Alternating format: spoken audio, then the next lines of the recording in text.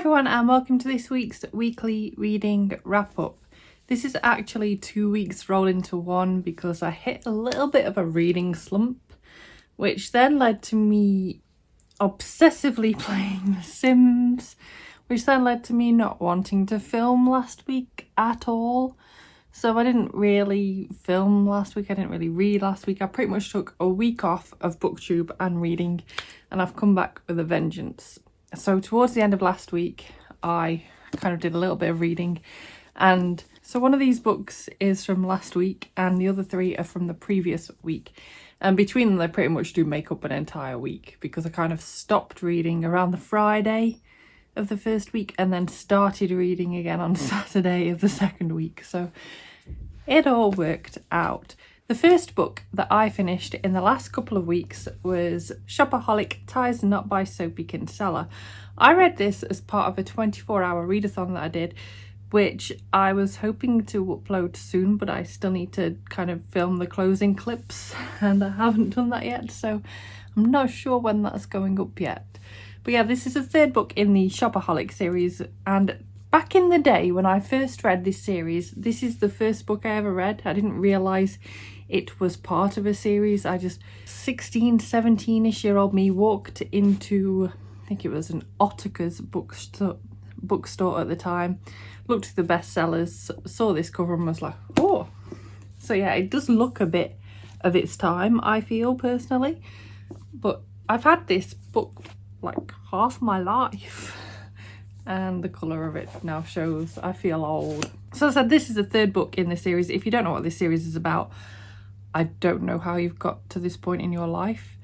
This is a series about a woman who is obsessed with shopping and gets herself into all sorts of problems.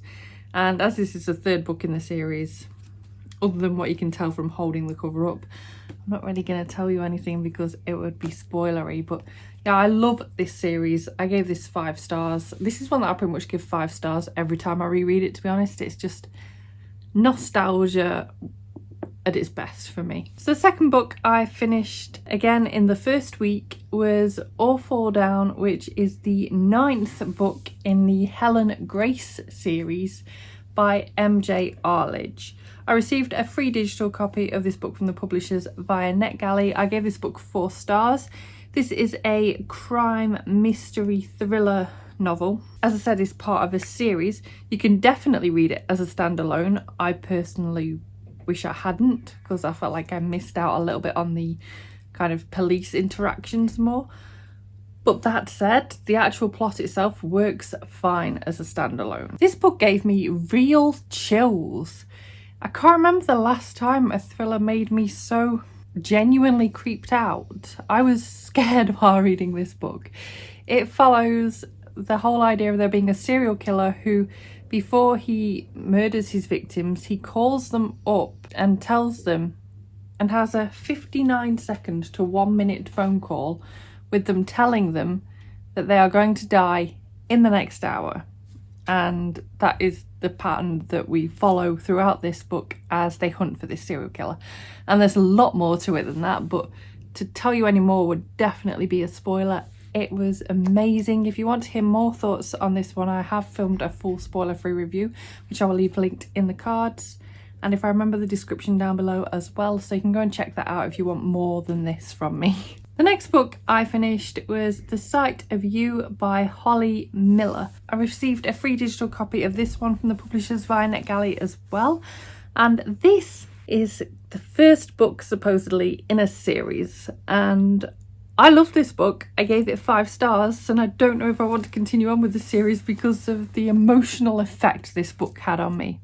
If you haven't yet watched my spoiler-free review of this book, I'll leave that linked in the cards and also the description down below, because it's worth checking out. My goodness. But that was a very raw filmed reaction. I'd not long finished reading it when I actually filmed that, so that's kind of like the rawness. This is more just going to be a brief overview now. So this is an adult contemporary romance. You follow these 2 different perspectives, a woman and a man, who at the beginning of the book aren't even very remotely aware of each other. And the man suffers with these dreams, which sometimes thought of as a blessing and sometimes sort of as a curse. So when he actually falls in love with someone, or if he loves someone already, like say for example his mum, he will have a dream that might tell him the next day that that person's going to have fried eggs for breakfast. Other times he might have a dream where that person he sees, they might die, or he's seen people in previous relationships cheating on him. And so this is something that has become really quite difficult for him to get through in life. And at the beginning of the book, he happens to, by coincidence, bump into our other perspective. And a friendship to begin with in a work environment starts off and things build from there. But the tagline of this book being, their story is just beginning, but he's already seen how it ends. That's not strictly true. He sees things as we go further. But what I will say is, it really makes you think, like, how could you live like this? And no. It was quite an impactful, difficult, emotionally wrecking, yet also fun book. I laughed out loud at times while reading this book, and then went in a corner and cried my eyes out at other times. It was such a mixed bag on the emotional roller coaster, which made it a 5-star read and one of my favourite books of all time. I think the more I think about this, the more I can't get this book out of my head. As I said, if you want to see more accurate but also all over the place thoughts, check out my review because it will give you a lot more than what I can give you here. The final book I want to talk to you about this week is called Safe by S.K. Barnett. This is the one that I finished on the Saturday that's just gone. And wow, this book too. I've read some excellent books recently. Again, this is another NetGalley one, so my NetGalley picking is on point. Again, I got sent this for free. And yeah, I don't know how to review this one without spoiling it. It's tricky. And I don't have a previous review I can just link you to for this one either. It's a really tricky one. Filming thriller reviews is quite tricky a lot of the time anyway, but I feel like it'd be very easy to say something and totally hash this one up. So if this video starts making no sense from this point onwards, it's because I've realised I've hashed it up during editing and can't make the sentences make sense anymore. So this book follows a family, essentially, that has suffered a great loss in that when the daughter of the family was 6, she was toddling down the street, only a couple of houses away, to a friend's house and disappeared on the way. And we pick the story up 12 years later, where this girl has just come back into town and she's like, okay, I've been missing 12 years. I'm back now. This is what happened to me. She gets help from passers-by. The police pick her up. They quiz her a bit about where she's been. And then the family take her home. And it really made me think at the time, I wonder what direction this thriller is going to go in. It went in so many different directions throughout the book that I didn't predict any of what happens in this book at all. It blew me away. This is such a genuinely clever thriller. Through most of the book, we actually get the perspective of the girl who has been missing for all this time, the daughter. Most of the book. Every once in a while you get the mum's perspective or the dad's perspective or the brother's perspective, and those chapters are thrown in really clever ways that often leave you reeling, and it's like, wow. It's definitely explosive. I'd also say this book isn't for the faint-hearted. You need to understand with this book that obviously you kind of get the idea in some ways with this that it's gonna have some awful plot lines involved in it because a child has been missing. And basically you need to bear in mind that this has graphic at times child abuse in it, and those are in several forms of abuse. There's sexual abuse, there's rape, there's drug abuse, there's neglect, there's suicide also covered in this book. So you need to be very careful if you want to pick this one up. It's not majorly graphic, but at the same time, it doesn't steer away. It's a very dark thriller. So I gave this book 4 stars, which kind of sounds a bit weird, I suppose, when you consider how amazing I think it is and that the darkness isn't a problem for me. That's not why I dropped a star. I actually dropped a star because I don't even 100% know why. I know that sounds strange, but the author, S.K. Barnett, is a pseudonym. And we don't know who this author really is. I get the impression they probably have several other works out under another name, as the book's very well put together. It feels like this person has a lot of experience in writing. Yet at the same time, the characters in this book for the most part felt really authentic, really true.